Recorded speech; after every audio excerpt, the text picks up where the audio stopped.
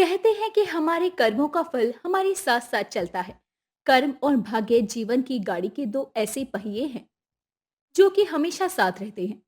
ऐसी ही एक कहानी है सुहासिनी देवी के परिवार की। वो अपने बहू बेटे करुणा और राम के साथ रहा करती थी। सुहासिनी के मन में एक ही आस थी, राम की औलाद देखने की। करुणा की शादी को 7 साल बाद भी उसे कोई संतान नहीं थी, जिसके लिए वो बहुत दान पुण्य किया करती थी। हे दशरथ नंदन, मेरे घर में भी उजियारा करो। प्रभु, मरने से पहले मैं मेरे राम की औलाद को अपनी गोद में खिलाना चाहती हूँ। सुहासिनी अपने लिए खुद कुछ ना मांगकर बस यही विनती करती कि उसकी बहू की गोद भर जाए। एक दिन पड़ोस में रहने वाली लता उसके घर आती है। ये ले, मुंह मीठा कर ले। हाँ, मगर ये मिठाई किस खुशी में? अरे, मैं दादी बन गई हूँ, पोता हुआ है मेरे घर। वैसे तेरी बहू करुणा को भी अब तक कुछ नहीं हुआ क्या?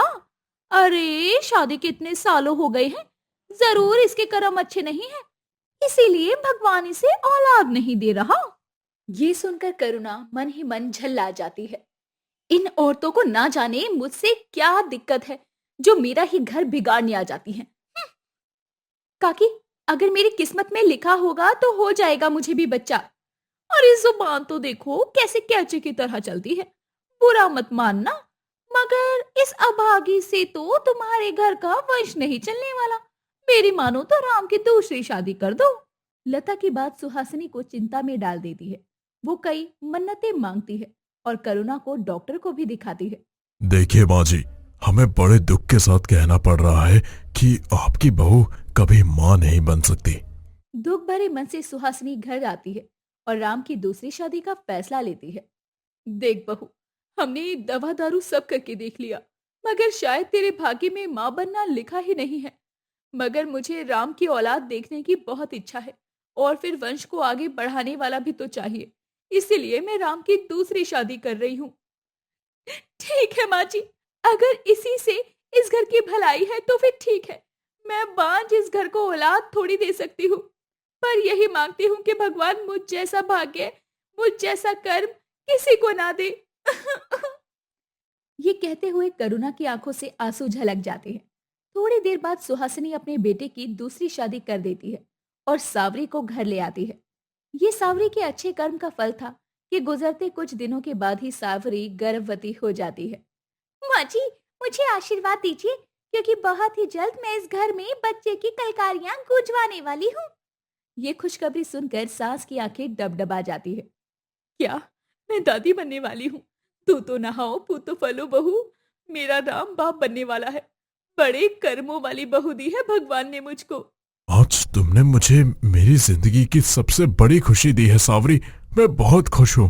मगर उस पल से सावरी के लिए जैसे करुणा के मन में जलन और ईर्ष्या आ गई थी, जबकि सावरी के मन में कोई भी छल कपट नहीं था। करुणा सावरी से बैर रखने लगी थी। फिर एक दिन, दीदी, मुझसे कोई गलती हुई है क्या? आप मुझसे खिची खिची से रहती है, क्या आप खुश नहीं हैं? हम्म, एक तो तूने मुझसे मेरा पति छीन लिया और मेरी सौतन बन गई, और अब मेरे पति के बच्चे को भी जन्म देने वाली है, तो कैसे खुश रहूं? तूने मेरा संसार उजाड़ दिया सावरी। तुझे देखती हूँ तो मेरे दिल में तेरे लिए हाय निकलती है। उस रोज करुणा अपने मन में बसा सारा जहर उगल देती है और सावरी अपनी आखिरी सांसें लेते हुए बोलती है। "अह, करुणा दीदी, आज से ये आपका बेटा है। कृष्ण की तरह इसकी भी दो माएं हैं, एक देवकी जिसने इसे जन्म दिया और दूसरी यशोदा, इसीलिए ये मुरली कहलाएगा। ये अब से आपका बेटा है। सावरी, मुझे अकेले छोड़कर मत जाओ। अजी, आप अकेले कहाँ हैं? दीदी है ना? दीदी, आपने मुझे जो दिया उसे लौटाकर जा रही हूँ। ये कहकर सावरी दम तोड़ देती है। राम सावरी के जाने के बाद शौक में रहने लगता है। इस बीच करुणा भी बड़ी कुड़कुड़ाहट के साथ मुरली को पालती है। अरे चुप हो जा, इस अनाथ ने तो रो रो कर नाक में दम कर रखा है। चुप होता है कि नहीं? ये कहते हुए करुणा उस मासूम को तपती धूप में सुला देती है। पड़ा रह यहीं पर, वैसे भी कौन सा मेरी सगी औलाद है तू। करुणा के मन में उस मासूम के लिए जरा भी दया भाव नहीं थे, मगर भगवान के घर उसके कर्म का लेखा जोखा लिखा जा रहा था।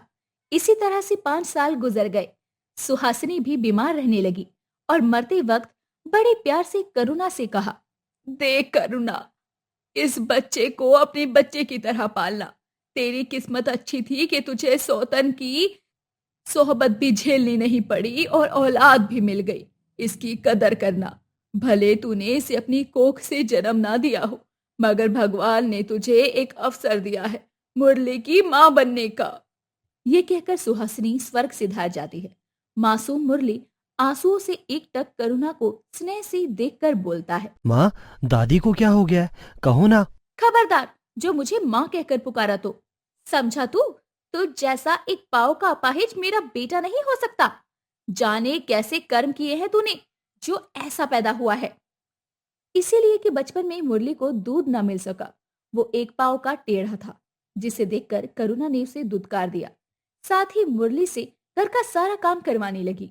देखते ही देखते 10 साल बीत गए, मगर करुणा का कड़वा बर्ताव मुरली के लिए कभी नहीं बदला। मुरली हमेशा माँ की ममता को तरसता रहता। इसीलिए वो अक्सर माँ दुर्गा के मंदिर में आकर घंटों बैठा रोता बिलखता रहता। माँ दुर्गा, क्या मैं शरीर का ऐसा हूँ इसलिए माँ मुझे अपना बेटा नहीं मानती? कोई बात नहीं, फिर भी मैं यही मांगता हूँ कि उन्हें मेरी भी उम्र लग जाए। पूजा करने के बाद मुरली लंगड़ाता हुआ घर लौटता है, जहाँ करुणा बौखला कर बोलती है, अरे क्यों रे लंगड़े, कहाँ गया था तू? दुर्गा माँ के मंदिर गया था माँ, वहां से ये प्रसाद लाया हूँ। नहीं चाहिए मुझे तेरी दुर्गा माँ का प्रसाद। चल जल्दी से पूरा घर साफ कर और मलाई डालकर चाय बना मेरे लिए। बेचारा एक पांव का लंगड़ा मुरली साफ सफाई करके तपती धूप में जंगल से लकड़ी लाता है और फिर चूल्हे का धुआं झेलकर माँ के लिए खाना बनाता है। अरे ओ मुरली, जल्दी बना चाय और साथ में घी के पकोड़े भी तल देना। ठीक है माँ। मुरली पकोड़े बनाने लगता है। तभी गर्म तेल का छींटा उस पर गिरता है और वो दर्द से तड़पते हुए माँ माँ कहकर पुकारने लगता है। माँ, मेरा हाथ जल गया। तभी गुस्से में करुणा उठकर उसके पास आती है। हे राम, इतना सारा घी गिरा दिया, लंगड़ा कहीं का, आज तो तेरी खैर नहीं। ये कहते हुए करुणा पास पड़े सटके से मुरली को बहुत मारती है। माँ, माँ मत मारो माँ। तभी लता आ जाती है। हे भगवान, ये कैसे अत्याचार कर रही है तू?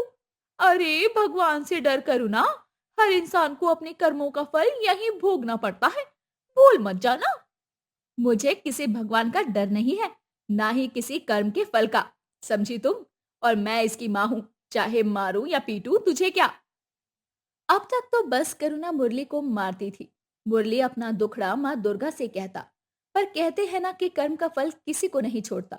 एकदम से करुणा के पूरे शरीर में कोढ़ निकल आता है, जैसे ईश्वर का प्रकोप उस पर टूट पड़ा हो। माँ, ये कोढ़ की बीमारी कैसे लग गई? अरे दर्द हो रहा है। माँ, तुम्हें क्या हो गया है? मैं डॉक्टर को बुलाकर लाता हूँ। मुरली जितने भी डॉक्टर को बुलाकर लाता, सब करुणा का कोढ़ देखकर इलाज करने से मना कर देती। मगर अपनी माँ को इस हाल में देखकर मुरली दुर्गा माँ के आगे बहुत बिलक बिलक कर रोता है। माँ, दुर्गा माँ, देखो ना मेरी माँ को क्या हो गया है, वो बहुत दर्द में है। दया करो माँ, दया करो मेरी माँ पर। जब तक आप मेरी माँ को ठीक नहीं कर देते, मैं यहीं आपके चरणों में भूखा प्यासा पड़ा रहूंगा। 2 दिन तक मुरली भूखा प्यासा मंदिर में बैठा रहता है। तभी माँ दुर्गा उसे दर्शन देती है। उठो मुरली, देखो तुमने मुझे पुकारा था ना, लो मैं आ गई। दुर्गा माँ, आप तो पूरी दुनिया की माँ हो ना, मेरी माँ को ठीक कर दो। मुरली, वो तुम्हारी सगी माँ नहीं है, बल्कि सौतेली माँ है, जिसने तुम पर अत्याचार किए हैं। इसीलिए उसे उसके कर्मों का फल मिल रहा है। ठीक है माँ, फिर मैं अपनी माँ के कर्मों का फल भोगने के लिए तैयार हूँ। पर मुरली, किसी और के कर्मों का फल भोगना बहुत कठिन होता है, और वो तो तुम्हारी माँ भी नहीं है। नहीं माँ, मेरे लिए वही मेरी माँ है, और उनका दुख, उनके कर्मों का फल भोगने के लिए मैं तैयार हूँ। आप उनका कोढ़ मुझे दे दो। अपनी सौतेली माँ के लिए मुरली के मन में अपार स्नेह और ममता देखकर ईश्वर करुणा के कर्मों का फल माफ कर देते हैं और करुणा भली चंगी हो जाती है। तभी माँ दुर्गा कहती है, मुरली, मैं तुम्हारी परीक्षा ले रही थी जिसमें तुम सफल हुए। मैं किसी और के कर्मों का फल किसी और को नहीं दे सकती। जाओ, तुम्हारी माँ ठीक हो जाएगी। माँ दुर्गा करुणा को आशीर्वाद देती है और दर्शन भी देती है। करुणा, तुम्हारे पुत्र के प्रेम की वजह से तुम्हारे कर्मों का फल कट गया है। फिर कभी पाप मत करना। धन्यवाद माँ दुर्गा, जो आपने मुझ कोढ़ी को एक नई काया दी। मेरे मन में जो भी जलन ईर्ष्या थी वो आज मिट गई। इतने में मुरली आ जाता है। करुणा आंखों में आंसू लिए उसका माथा चूमते हुए बोलती है, मेरे लाल, मुझे माफ कर दे। मैं तेरी माँ नहीं बन सकी, मगर दुर्गा माँ ने मुझे सब दिखा दिया कि कैसे तूने मेरे कर्मों का फल खुद पर ओढ़ लिया था। आ गले लग जा मेरे लाल।